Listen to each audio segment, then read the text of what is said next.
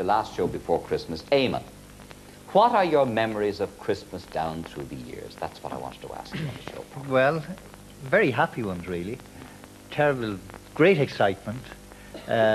We had the river outside our window, of course, and the herring gull out on the weir was watching us, we were told, and would bring any bad news back to Santa Claus, and we would get nothing. We were terrified that this herring gull out on the weir would see us doing anything wrong.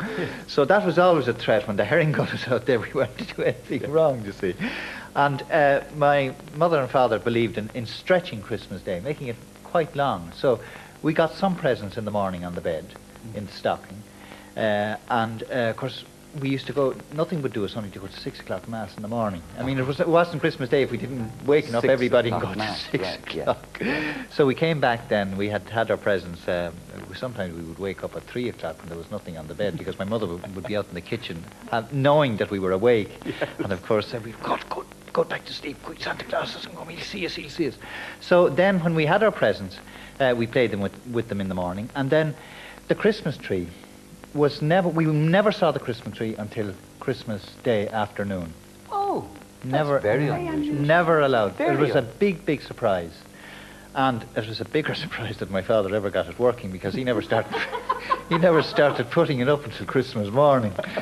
My uncle and himself used to be inside, and we would have had our dinner. They were working at it all morning. Yes. We would have had our dinner. We would be outside in the kitchen, queuing. We had to have this parade, you see, into the Christmas tree, up the hall and into the drawing room, which was locked. Yes. For days and days before Christmas. So we would be getting more and more impatient. My father would be nearly losing his reason trying to get the lights to operate because they were broken or something was wrong with them. And bad language. Yes, well, we never heard that. But whatever happened, it always worked. The Christmas tree, eventually, it might have been 4 o'clock or 4:30, but eventually everything worked. And we were all botting, it was all ooh, hey, and everything else when we saw the Christmas tree. Most unusual custom that it was great because it was a fantastic surprise. We couldn't believe why people were allowed to see the Christmas tree on Christmas Eve or Christmas week or whatever. But the drawing room was locked, and we were not allowed into it until Christmas afternoon. What are your memories, girls, of Christmas growing up? Well, as I was listening to Eamon earlier on, Gay, he was talking about his sisters and brothers and how his father, you didn't dream of giving cheek to your father. Well, coming up to Christmas in our house, there was always a great level of excitement because, just as Eamon has said, you know, Santa Claus might not come if you weren't so good. So I have 5 brothers, and my grandfather also lived with us. And my mother would keep running around saying, you know, if you're not good, Santa Claus will not come. And my father used to say, Rita, I don't know why you shout so much, you know. Why don't you hammer more, you know? And the amazing thing was, of course, he never lifted a finger to us in his life. And there was one Christmas Eve that my grandfather slept in the room beside my brothers. And one of my brothers got a crossbow and arrows with suckers on it. And Granda was one of the characters of the parish, and a marvellous dancer, great singer, and a wit and raconteur. But he had been out on Christmas Eve and obviously had had several glasses of rum. And arrived back, so he went to bed, and 4 o'clock in the morning he's awakened to find Henry firing arrows across, and they were kind of landing on the wall just an inch above Granda's head, you know. So he sits bolt upright in bed. I declare to the skin, he said, you know, you couldn't die in this house in peace.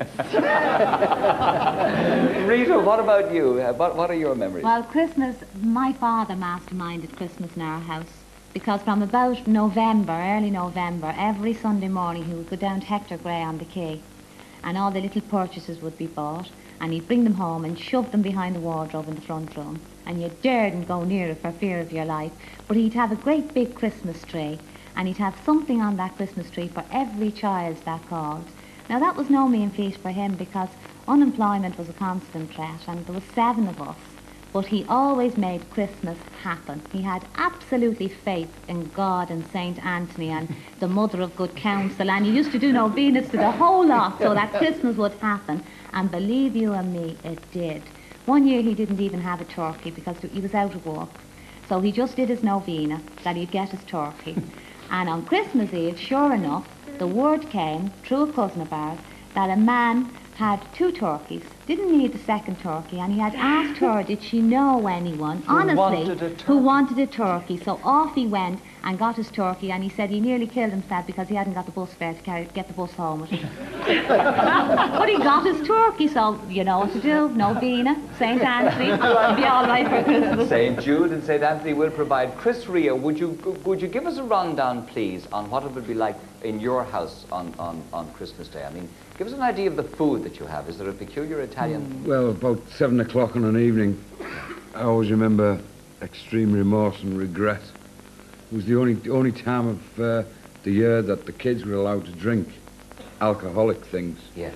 And there's this fizzy drink that used to be quite rare in the old days, called Asti Spumante, which is now heralded around all the off-licenses. And we were allowed to drink that on Christmas Day as children. Yes. And so consequently, we drink as much of it as we could, you know. And the course was about 12, 14 courses, because my father always insisted that we had the Italian Christmas dinner and the English Christmas dinner. one following the Which other? is why I've always looked portly, you know. I was portly when I was 1. And what was the Italian Christmas dinner? The Italian Christmas dinner starts with a chicken and wild game soup with pasta in it. Yeah. With a lot of fresh Parmesan cheese on the top. And a lot of garlic. I resembled all your remarks. And then we would go on to a thing called Timban, which takes about a week to make.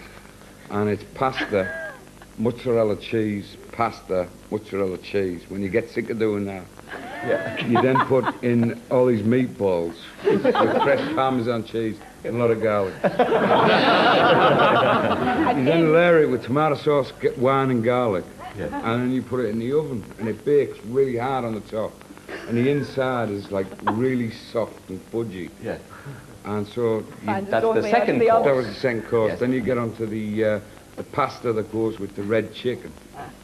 With the red chicken. Oh, with you must have the felt red- like a chicken when you were finished.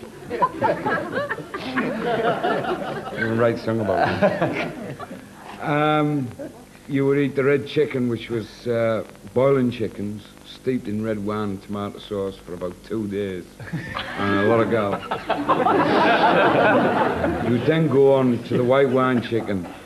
You would then start the English meal, which would start with pheasant soup, and then pheasants and turkeys and Christmas pudding. And how many Reas will there be altogether on Christmas Day? Well, I'm doing the southern region. It's true. All those that left Middlesbrough and went down to London, of which there's at the moment on the current list stands at nine sisters and brothers and 4 cousins. I'm taking care of them for Christmas, and then we all go up to Middlesbrough for Boxing Day. And will you be cooking for all of those now? Oh yeah. You personally will. I will start on Sunday night, and that's it. It's a good job this show's not going out in Stevens' Day with all that garlic. That's right. Well, that accounts for you being portly right enough. Now, Eamon.